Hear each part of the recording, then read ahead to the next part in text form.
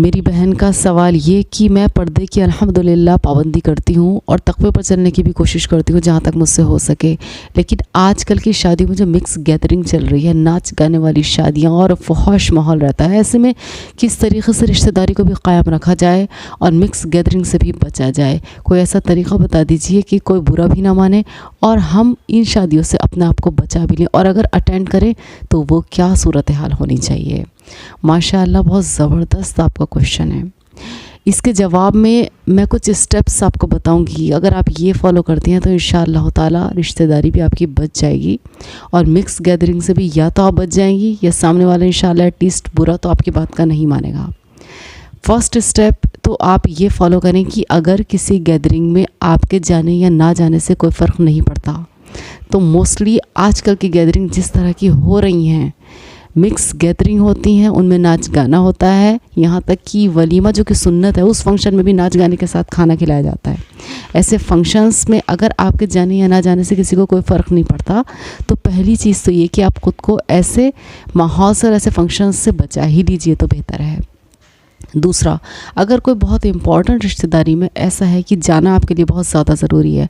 तो आप ये कीजिए कि आप पूरे पर्दे के साथ जिसका आप एहतमाम करती हैं वहाँ चली जाइए। अगर आप ये देखते हैं कि खाना पीना म्यूज़िक के साथ है, तो आप खाने पीने से अपने आप को बचा लीजिए, और जो तोहफ़े तोहफ़ आपको देने हैं, जो ना देने की बुनियाद पर सामने वाला ये सोचेगा कि कुछ लिया दिया नहीं, जो कि हमारे यहाँ का माहौल है, तो अगर ऐसा है तो आप उनके वो तोहफ़े तोहफ़ देकर अपने घर वापस आ जाइए। थर्ड पॉइंट,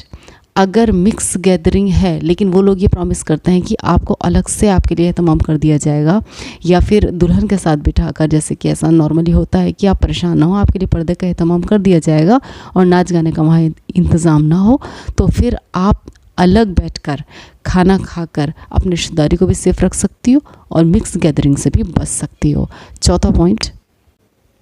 कि ना तो वहाँ नाच गाना है ना मिक्स गैदरिंग है, लेकिन गैदरिंग ऐसी है कि कोई मर्दों का आना जाना मना भी नहीं है, लेडीज़ और जेंट्स अलग हैं, लेकिन मर्दों का आना जाना भी मना नहीं है।